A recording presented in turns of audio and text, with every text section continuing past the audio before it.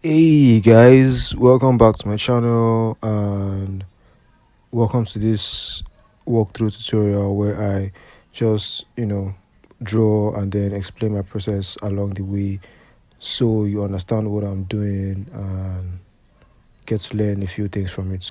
If you want to know how I made this piece right here, stick around to the end of the video. So let's get started. So right now I'm just starting out, with the composition, trying to figure out where the character is going to be. I started with a circle, normal Loomis method, blah blah blah. I mean, if you're not familiar with the Loomis method of drawing heads, there are already lots of tutorials on YouTube you could check out to just get familiar with that. So I'm just doing my usual mannequin stuff, trying to get the gesture of the characters. So for this one, I just had an idea to draw Denji and Power from the Chainsaw Man anime. Just drawing two of them, looking at us, the viewers, like, yo, what's up, like.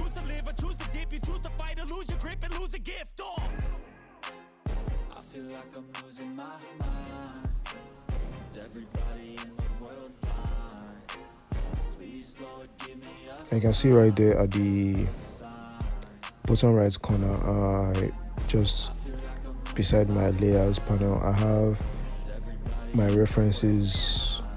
So anything I need to reference, I just add them in from there. Yeah.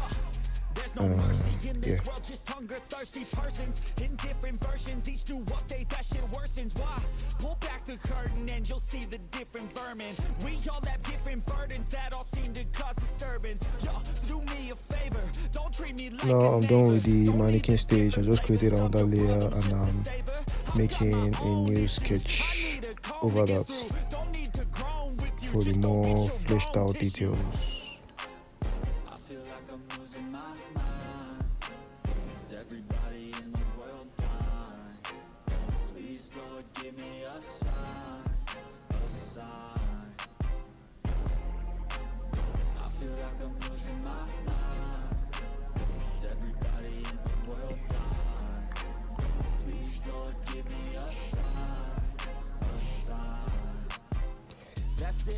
Now, just a reminder, when you're drawing stuff, you should always remember, whenever you're drawing anything at all, you should always consider the effect of gravity. That is like, it's really fundamental, and like it applies to every single thing.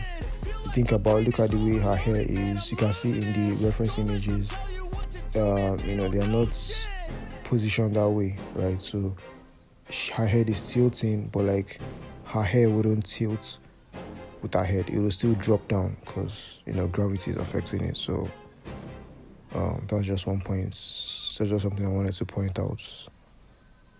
So yeah.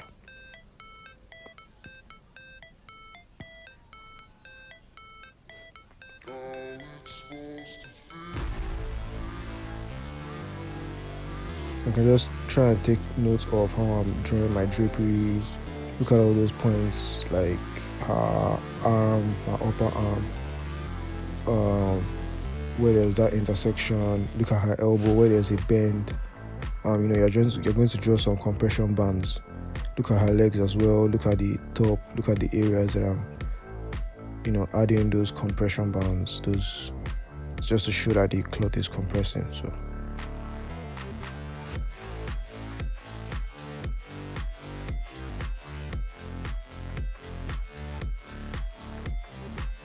Now, drapery is one of the major things I struggle with even till today, because I really don't know why. That's kind of like my Achilles heel when it comes to drawing.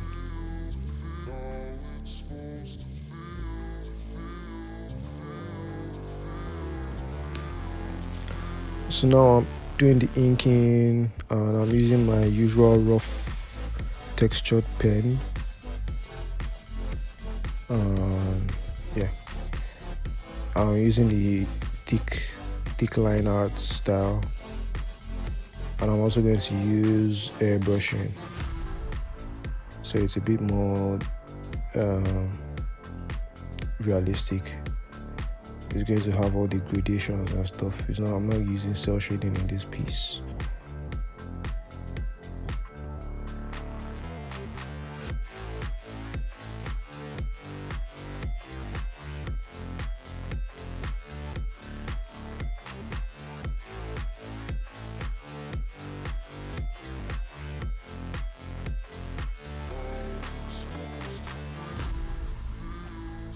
So after that, created another layer for the flats. I remember I don't, in case you've seen my previous videos, remember I don't, it's not like this flat layer is going to be what I'm going to actually use at the end of the day. I'm only going to use this as a color, like a color holder or color picker or whatever, like as a color palette, sorry. So when I'm doing the actual rendering, I just switch on this flat layer, use the eyedropper to pick the color and then use the airbrush to render it out gradually on the actual layer that I'm rendering. And so I just created a new folder and called it grayscale, and then based on each color, I'm selecting the areas that has a particular color, creating a layer for that, and then clipping that selection to the layer. So I think to explain better, it's just so you have on each layer, you're going to have just one color.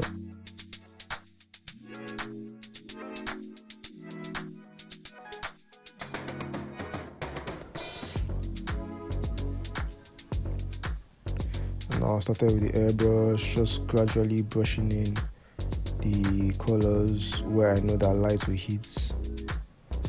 So I really like doing this because it allows you push not just the values but also the saturation, because like adding colors directly on that gray layer just with the airbrush just allows you're not just going from light to dark, you're also going from less saturated to more saturated. So I just like the way it looks. I prefer how it looks as opposed to just doing a simple grayscale layer, setting it to multiply over some flat layers.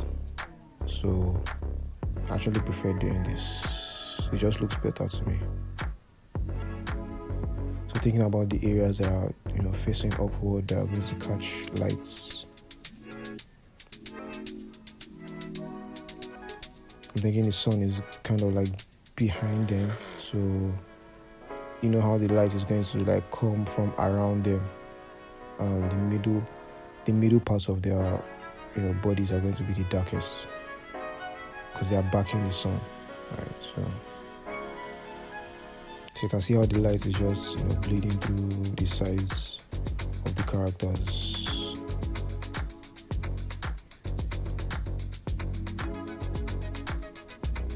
That's the effect I was going for.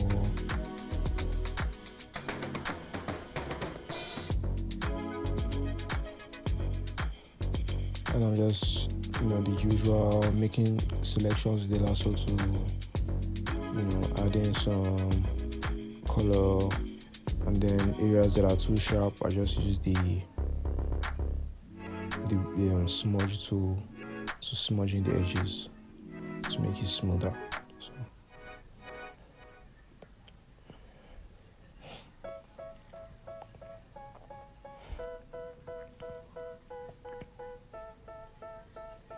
I actually think this is my most preferred style to work. My preferred style to render. I think I prefer this to any other way I render. So I might be focusing more on this in the future. This potential is deep inside of me, but they hate when you're successful cause they try to be. They sit there being judgmental because you're trying things, and they just want you to settle and do the right thing. So now I'm adding a background blue just for the sky. Now I'm just doing some adjustments. That dark layer beneath, I'm just adjusting to get the right values, so it's not too dark or too light.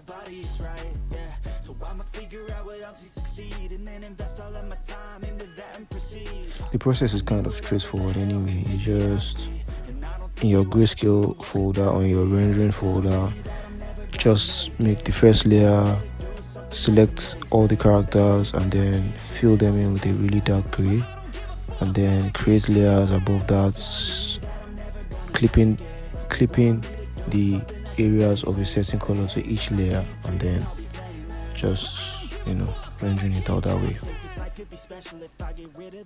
The whole point of clipping each layer, making selections and clipping them to each layer, is just so I don't render, I don't go out of the lines, I don't go out of where I'm meant to render, so it just makes it easier. It's not something you have to do.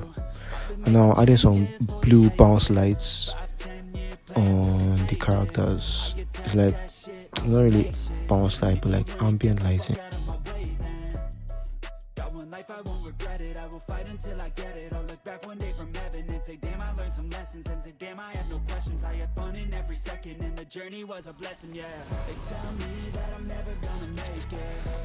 I'm adding that blue bounce lights from the sky. One thing to note, your bounce light should never be as bright as your primary light source. It should never be as bright as your key lights. So that's just one thing you should take note of. You can see how the blues are just really light, but it just gives this really nice effect. It's a really nice realistic effect.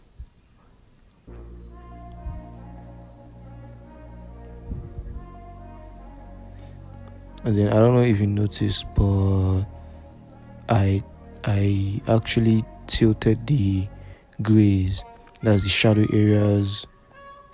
I made them kind of brown. You can look at where the color picker is. So it's like the complementary color of the blue in the background, right? So it just creates that complementary color scheme, that complementary vibe. So you can see the dark brown shadows are complementing the blue bounce lights. So that was just the idea behind that.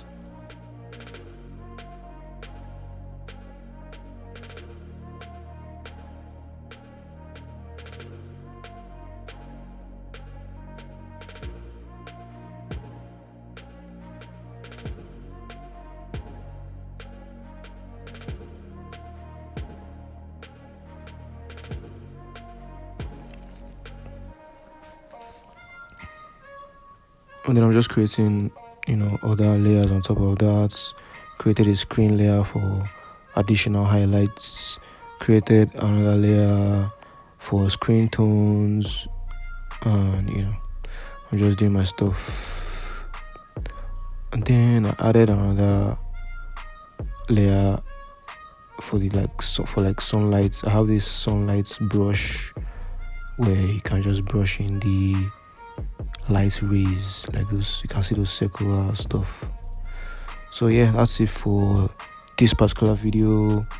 If you enjoyed watching this process, let me know in the comments down below. Let me know if you learned anything while watching me do my stuff, and see you in the next video. Bye bye.